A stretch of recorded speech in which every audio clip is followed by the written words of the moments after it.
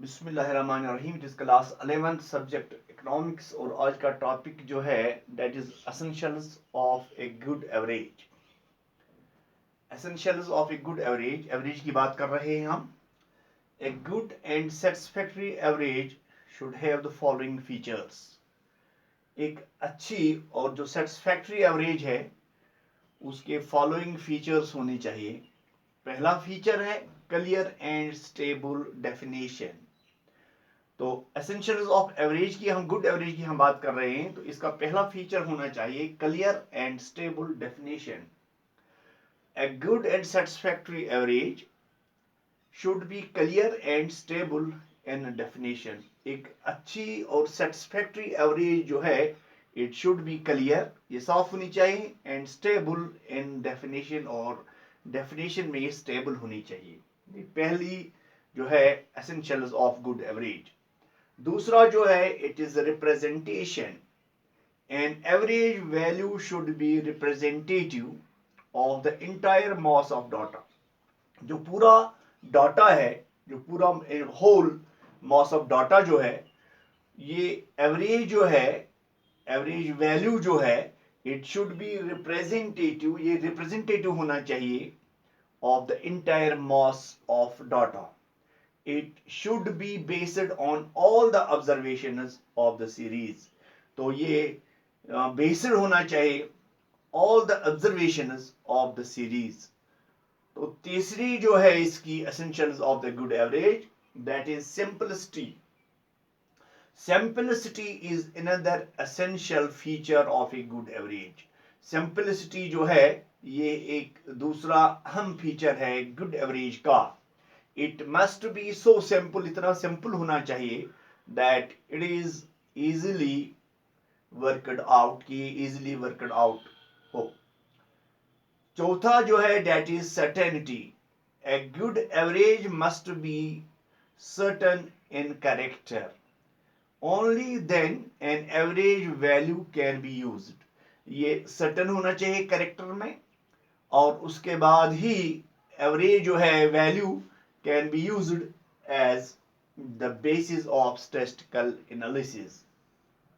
Next जो है इसका essentials of the good average, that is absolute number।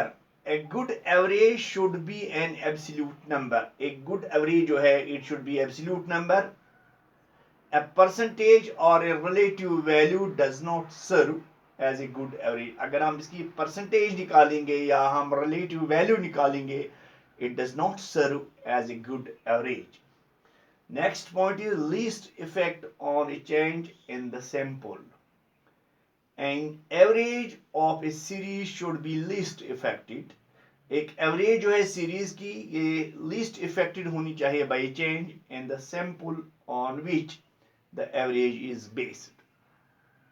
Next is algebraic treatment। A good average should be capable of further mathematical or algebraic treatment।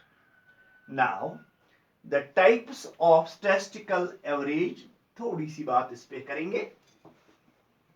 तो averages are classified into two categories। averages जो हैं इनको categorise किया गया दो हिस्सों में।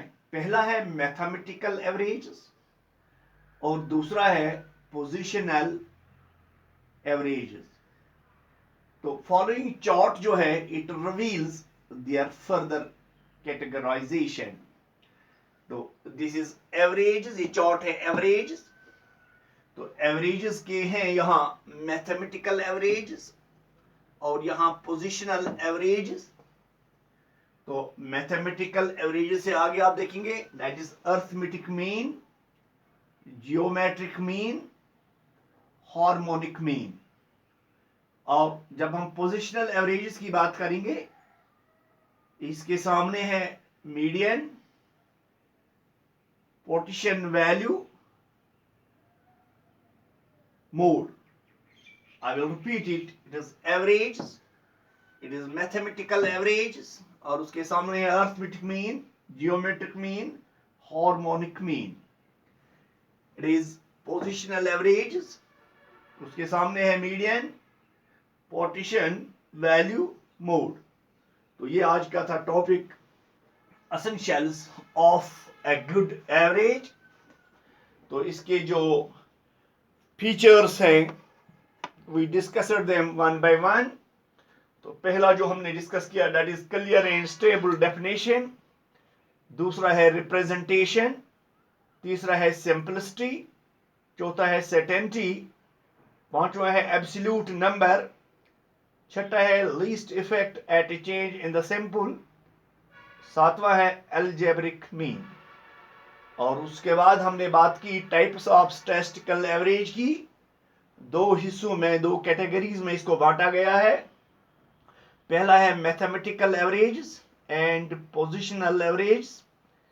तो एवरेज जो है मैथमेटिकल एवरेज को आगे जब उसको देखेंगे, उसमें आता है arithmetic mean, geometric mean, harmonic mean. जब पोजिशनल की बात करेंगे एवरेजेस की, that is median, partition, value, mode. Thank you.